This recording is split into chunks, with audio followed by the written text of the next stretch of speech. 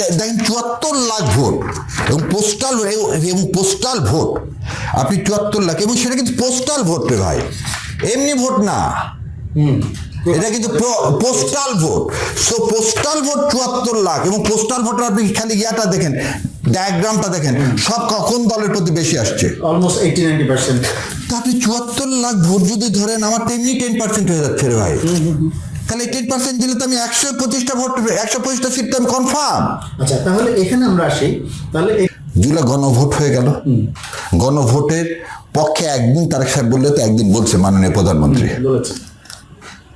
হঠাৎ করে আপনি বিএনপির লয়ারকে দিয়ে এই ভোটকে চ্যালেঞ্জ করে মামলা করে দিলেন এবং সে মামলায় রুল হলো কেন? তার মানে আপনি আবার সে আয়েকার মতো করে কি করতেছেন? এখানে আপনাকে একটু দুটা কথা বলি। আমি ভোটের আগে জিজ্ঞাসা করছিলাম যে খলিল সাহেব হঠাৎ করে কাউকে না জানায় ইন্ডিয়া কেন সফরে গেলেন ভোটের আগে? আজ পর্যন্ত কিন্তু এর জবাব পাইনি। এর জবাব আল্লাহ দিয়ে দিলেন, খলিল সাহেব বাংলাদেশের পররাষ্ট্রমন্ত্রী হয়ে গেলেন। খলিল সাহেব বাংলাদেশে পররাষ্ট্রমন্ত্রী।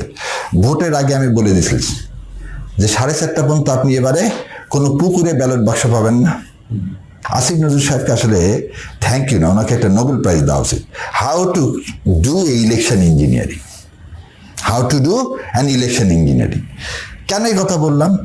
উনি এই যে শুভঙ্করের ফাঁকি, উনি বললেন যে 12 তারিখ 4টা পর্যন্ত কি আসবে? পোস্টাল ভোট আসবে। আর বন্ধ করে দিলেন কয় তারিখে? 10 তারিখে।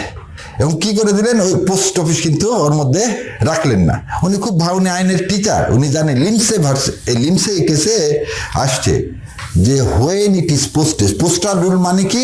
পোস্ট করার সাথে সাথে ধরে নিতে হবে ইট ইজ অ্যাকসেপ্টেড।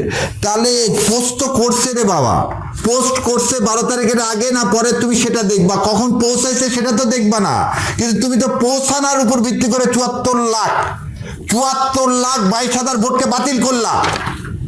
যেমন ইউকেতে হোম অফিসে রয়্যাল মেলের সিল থাকলেই হবে, আরে আপনি ওইখানে যাচ্ছেন, আপনি যে ডুয়েল সিটিজেনশিপের যারা করছে, অ্যাপ্লিকেশন করেছে, তাদেরটা কি বলছে? আমি অ্যাপ্লিকেশন করে দিছি, আমি রিনাউন্সিয়েশন করেছি, আমার পক্ষে যা করা সম্ভব আমি সব করে দিছি।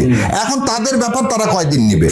আমি তো আমার পোস্টটা দিয়ে দিছি, পোস্টে আসছে। তুমি কি করবা? বলবা যে হ্যাঁ 12 তারিখ 4টা পর্যন্ত যত পোস্ট জমা হবে, এই পোস্টগুলো রবিবারে সমস্ত রিটার্নিং অফিসারে আসবে, ওগুলো সব কাউন্ট হবে, তারপর হচ্ছে ফাইনাল কি দেওয়া হবে, রেজাল্ট।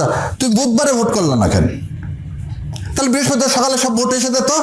তুই কিন্তু বৃহস্পতিবার ফেলাইছো, কারণ শুক্র শনি 2 দিন অফ। মানে কানিং ডিভাইস একটা না তো, মানে বুদ্ধি